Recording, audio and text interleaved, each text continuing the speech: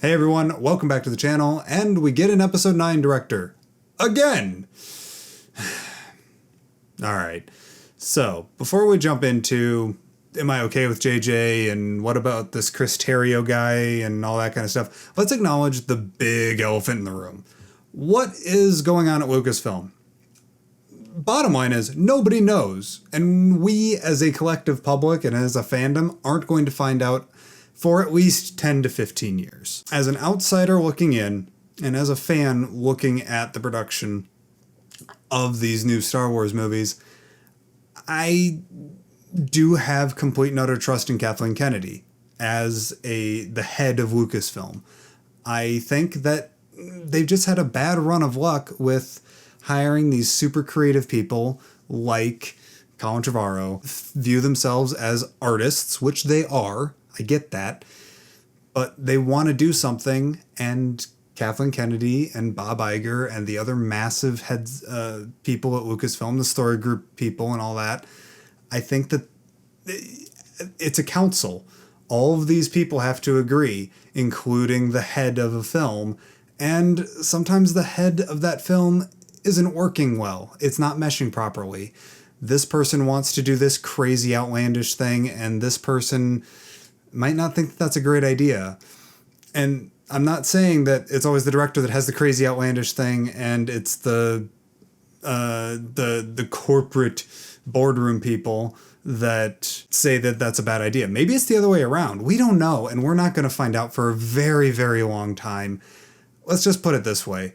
Me, personally, my personal opinion is that I can have complete trust in Kathleen Kennedy as a producer. I have complete trust in the creatives that are always in-house at Lucasfilm. People like Pablo Hidalgo, who understand this universe that we love so well and they love so much,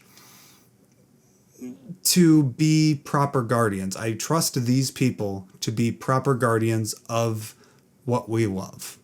All right. Now, with that out of the way, let's actually talk about the actual decision to have JJ and Chris Terrio write and have JJ direct. First, we'll get Chris Terrio out of the way. He's kind of an unknown to me. I'm not a film nerd.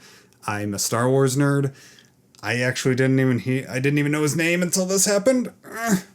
But I looked up his IMDb page, and he's had his hits and misses. He co-wrote Argo, which is amazing. He also co-wrote Batman vs. Superman.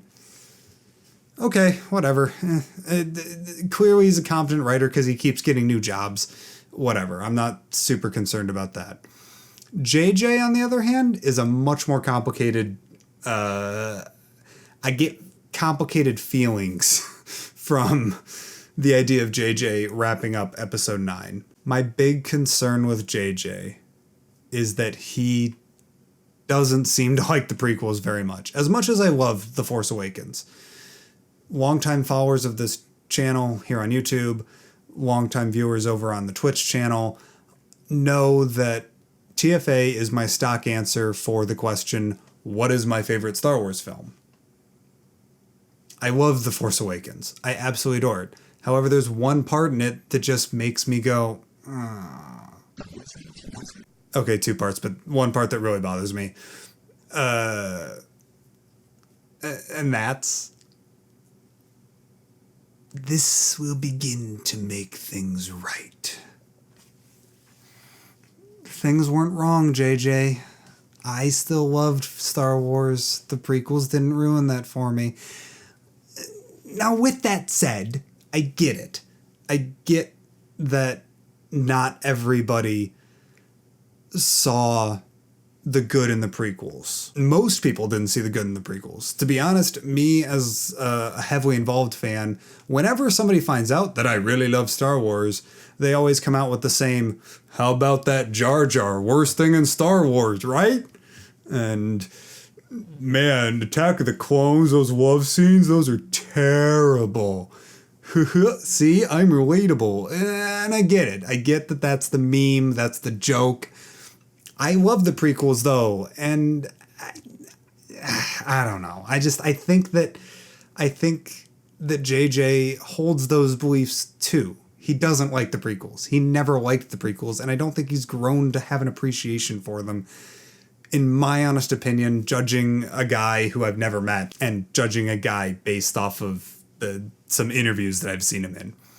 So I am concerned that we're not going to get the kind of political intrigue and the world, the wide lens view of the galaxy. Now that I've complained about J.J. Abrams for a few minutes, for what it's worth, like I said, he directed and co-wrote my favorite Star Wars movie. He gave me my favorite character of all time in anything, in Star Wars, in Game of Thrones or Star Trek, or insert random fandom IP here. I love Rey. I am absolutely in love with that character. And he also gave us characters like Poe and Finn, who are super fun and complex for a film character, or for film characters. And you have an incredibly compelling villain in Kylo Ren. He gave us all of that. And there was massive groundbreaking things in The Force Awakens. I get it. I get the complaints that The Force Awakens is a remake of A New Hope. And it was supposed to be. It was supposed to be a soft reboot to the series. It had to buy back all of those people that make the Jar Jar jokes and all those people that make the boy, that acting was really bad jokes about the prequels. It had to buy all of that back, buy all of their trust back. They had to make something that replicated most of the original trilogy, in particular A New Hope. That was the design for Force Awakens, at least in my opinion. I think that The Force Awakens, there are groundbreaking things within The Force Awakens. There are a female lead protagonist, a person of color as the secondary, as a supporting character, two people of color being the supporting characters in Poe and Finn. We've got an incredibly compelling bad guy in Kylo that completely defies the hard evil good that Star Wars typically tends to, at least the original trilogy, tended to veer towards. He gave us all of that while also giving us more of what we loved in The Force Awakens. And real quick, I'm going to acknowledge two major complaints that I've seen all over Reddit and Facebook and everything. Number one, JJ's bad at endings.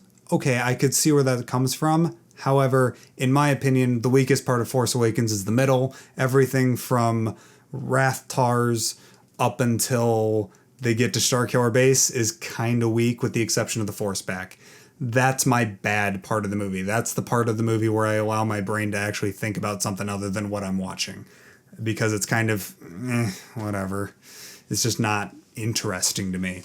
And not as interesting to me. And a super unpopular opinion here, and that's not directed towards anybody in particular, but I find that a lot of people that complain about The Force Awakens being too similar to A New Hope were people that complained a lot about the prequels. In my personal life, I've met and know people, I still know people, that hated the prequels because they weren't enough like the original trilogy. And then Force Awakens came out, and then, it's too much like A New Hope.